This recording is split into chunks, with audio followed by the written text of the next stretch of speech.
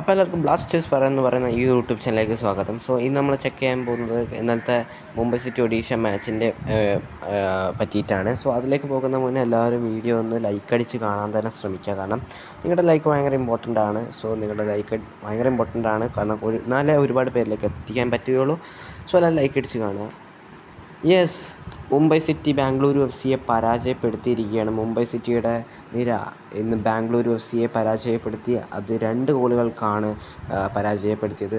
ഗോളടിച്ചവർ ആരൊക്കെയെന്ന് വെച്ച് കഴിഞ്ഞാൽ ആദ്യം തന്നെ ലാലിയ സുവാല ചാങ്തയാണ് ആദ്യത്തെ ഗോളടിച്ചത്.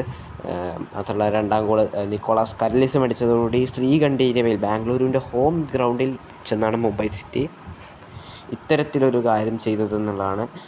അങ്ങനെ ജയിച്ചതോടുകൂടി പണി കിട്ടിയത് ബാംഗ്ലൂരിനല്ല, പകരം നമ്മുടെ സ്വന്തം ഒഡീഷയ്ക്ക് തന്നെയാണ്.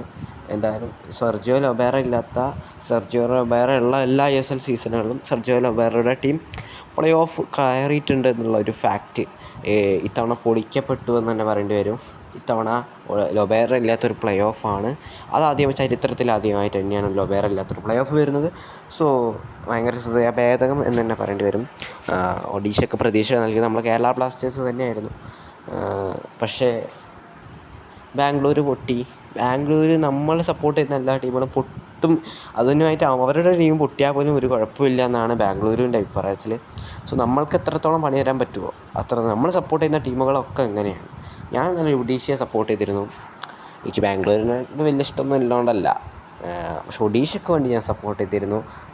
എന്താ പറയുക, ഞാൻ സപ്പോർട്ട് ചെയ്തിട്ടുണ്ടാകുന്ന തോന്നുന്നു. മുംബൈ സിറ്റി അവന്മാരുടെ നെഞ്ചത്തിട്ട് 2 ഗോളുകൾ കയറ്റി. നിക്കോളാസ് കരലിസിൻ്റെ ഒരു പെനാൾട്ടി ഗോളടക്കം 2-0 എന്ന സ്കോറിൽ മുംബൈ സിറ്റി പരാജയപ്പെടുത്തി. അതോടുകൂടി പോയിൻ്റ് ടേബിളിൽ 6ാം സ്ഥാനം മുംബൈ സിറ്റിക്ക് കിട്ടിയിരിക്കുകയാണ്. അതോടുകൂടി പ്ലേ ഓഫിലേക്ക് മുംബൈ സിറ്റി കടന്നു.